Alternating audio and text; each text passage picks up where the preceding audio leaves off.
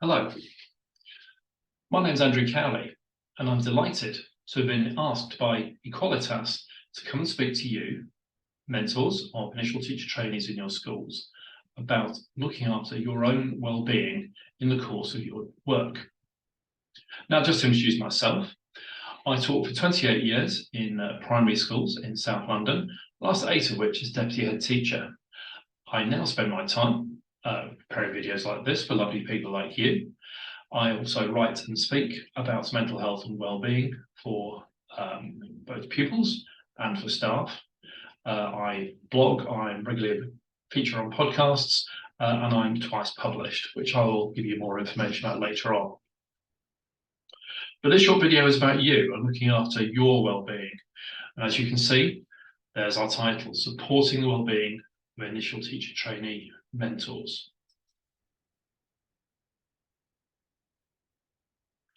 So first of all, I'd just like to open up general sort of thought process to what is well-being. Well, if you do a search for images about well-being, you very typically get things like this.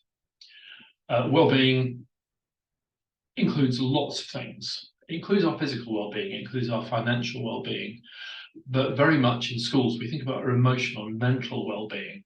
And you can see from the word cloud, the words mental health feature very prominently there. But we must remember other aspects of well-being as well, particularly thinking about our nutrition, our work-life balance, and how we keep physically fit. But the image on the right really just sums up how much our well-being can be impacted by so much that goes on in our heads and in our workplaces. And obviously, as teachers, we're incredibly busy. And the impact of stress should never, ever be underestimated. So when we're thinking about well-being, we are thinking about levels of stress that occur within our working experience. So the first thing I'd actually like to do is actually think about the culture of well-being in your workplace. It's important that this is got right first of all, before you actually think about your well-being specifically as a mentor. This is because that your role as a mentor is part of what you do in school. Obviously, you've got other things going on as well.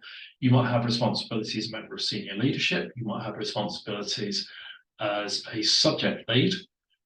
And depending whether you're primary or secondary, if you're secondary, you might have head of year responsibilities as well.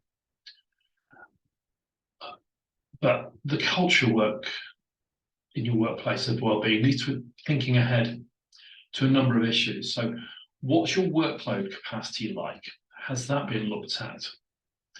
What about the expectations around planning, assessments and reporting? There's many documents published by the DfE about reducing the amount of planning and assessment and getting rid of those unnecessary tasks. Think about what planning is for and who is the planning for. Do you really need to produce it in that amount of detail?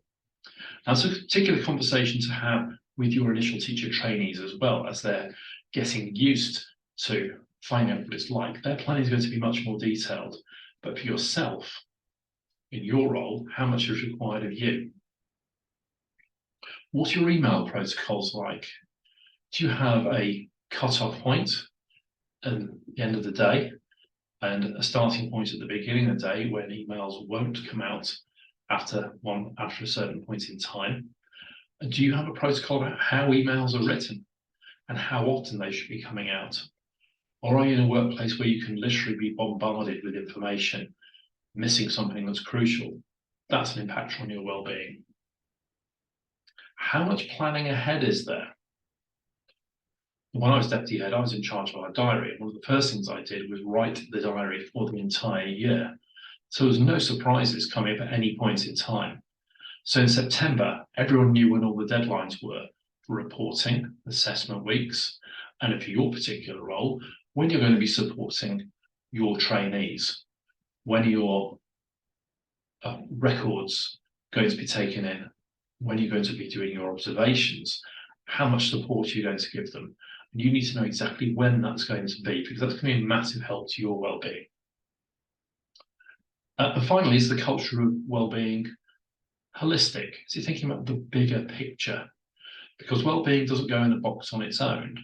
It sits alongside and astride everything else that goes on in school. Because wellbeing is a supportive part of our school network. Good wellbeing supports good learning health, both for our young people, but for your trainees and for yourself as well.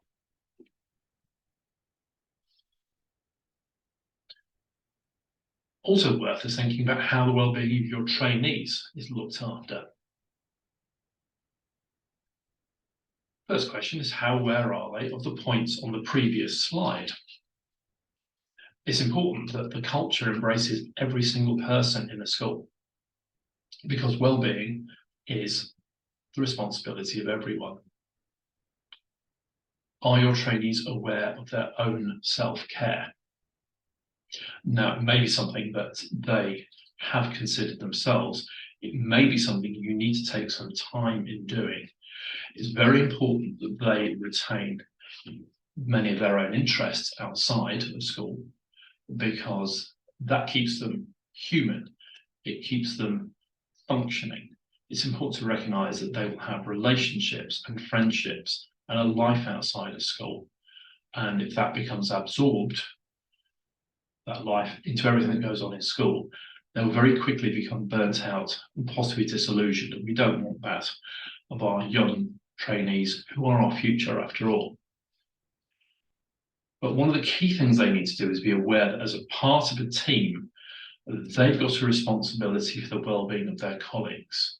And this actually applies to everyone in the school, from the caretaker to the cook, to the school business manager, to your TAs, to your class teachers, to your senior leadership team. Every single person is responsible for the well-being culture collectively. It's not a top-down or bottom-up model, it's sideways in, is how you might describe it. But it's really important that your trainees know this, and they know that the impact of what they say, do, and think can affect the well-being of their colleagues, and in particular you as their mentor, in either a positive, a negative, or a neutral way. And it's the negatives that we want to avoid. So how can you ensure that your own well-being as a mentor is looked after? Well, first of all, consider the workplace culture. Go back to the first slide. Think of everything that's in there. Does this support you?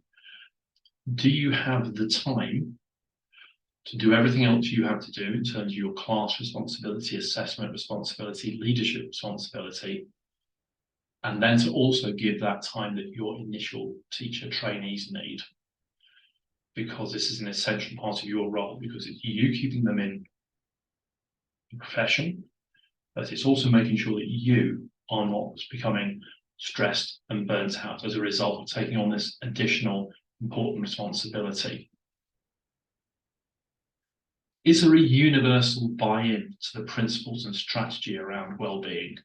This goes back to your leadership team, it goes back to the culture, it goes back to the first slide that I had, thinking about everyone having that responsibility. And finally, a more specific point, is there a consideration of the stresses that could arise from your role as a mentor? Now, some of those stresses that arise, I'm going to discuss in the next couple of slides, which are about some specific scenarios, which you may have encountered before. And I certainly have, because in my role over 28 years, there were many occasions when I was mentoring students, either SCITS trainees in school or those who are university based. And there were a number of times when I was actually responsible for mentoring all the students in the school, even if I didn't have one in a class. Okay. So the first scenario is the trainee who is finding their experience a challenge. Unfortunately, you are going to have some people who don't get it right, and in many cases, they may realise that this profession isn't for them. And that happens. That happens in any workplace. It's not a criticism of the system, not a criticism of yourself. For you, it's important that you recognise this at a particular early point in time. You may recognise this through their observation of them, through their record keeping, through feedback from other teachers as to their experience in the classroom. They're not going to get everything right, first of all, particularly around behaviour. That's something that many trainees particularly struggle with. But the basics around curriculum, planning a structured lesson, a well-structured lesson, resourcing a lesson really well, and learning some of the basics about control of the lesson are important.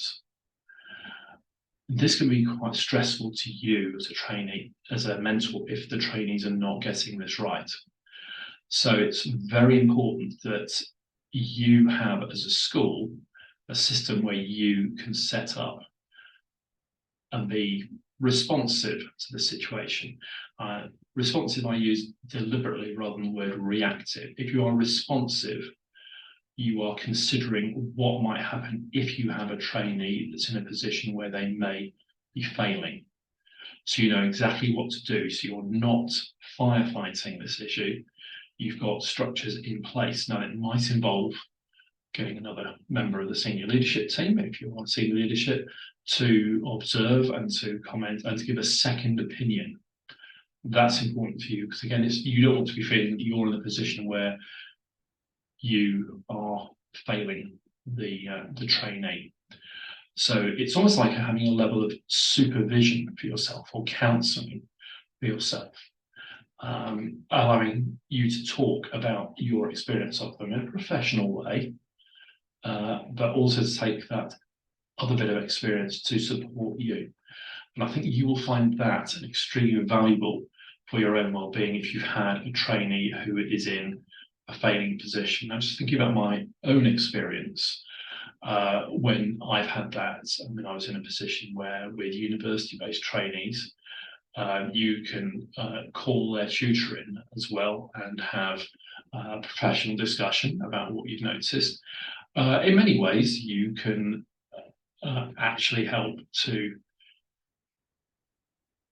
set out an improvement plan so that they can take steps which might get them in a position where they can turn a possible fail into a pass. But it's important you take that advice rather than take that burden on entirely on your own, because again, that's going to add stresses to you, because we take pride in our work and we want our young trainees to do well. But also we need to recognise that this can add a stress to us if this is a challenging situation for them. So I think that's worth you bearing in mind. So think about a level of supervision or counselling, take advice, and make sure you take plenty of notes as well, because evidence is always important. You don't want to be creating extra workload for yourself, but it's important that the appropriate workload is there to support yourself.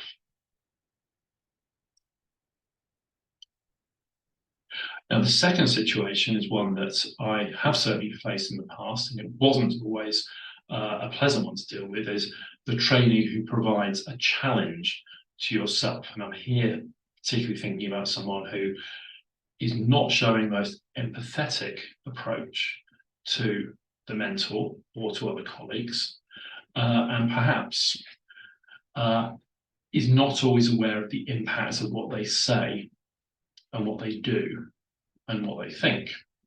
And I deliberately say what they think as well, because what you think can determine your attitudes, and your attitudes can then determine your actions. And this can have an impact upon some people. Now, just sort of slightly embellishing an experience that I've had before. We had two trainees in a school that I was in the past, and they didn't embrace the team spirit in the way that previous trainees had done. And the particular year that I was there, they were not in relation to my class.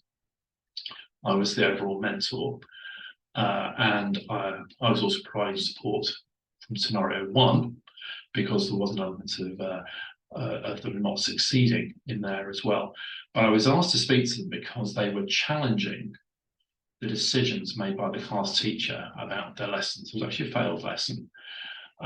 So I spoke to each one individually, not together. It's important you don't speak to people together because it might feel like you're working against both, even though the situations were similar. So speak to them separately and actually be very clear about the impact that that is having upon yourself.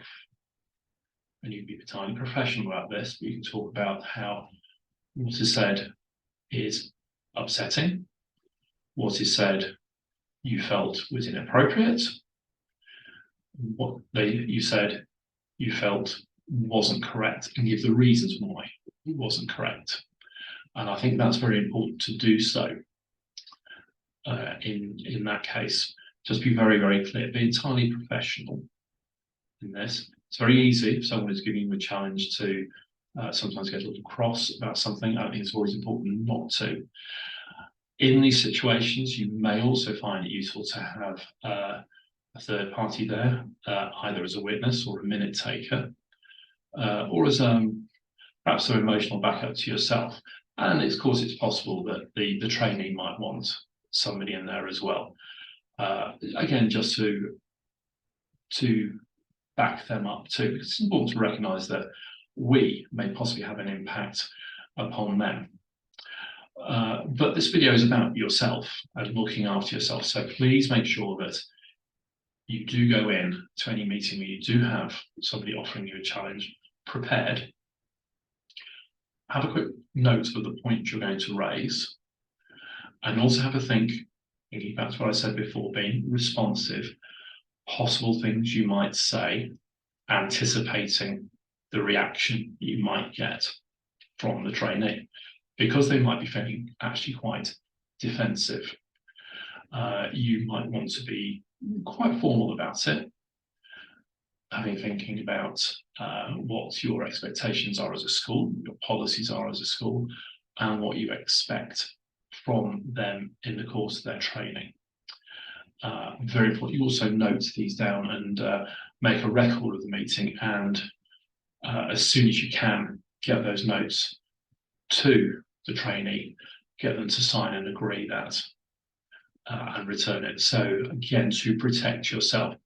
It's small things like that which are about preparing yourself and thinking about the levels of stress that you might be facing, because we are a profession where there are going to be degrees of stress, but what you'd like to do is really try to avoid that as much as possible. So being responsive, thinking what possible reactions could be.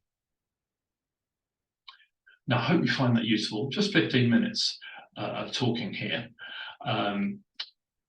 If you want to find out a little bit more about what I have said about wellbeing, like I said, I am twice published. There are my publications, which you may have seen.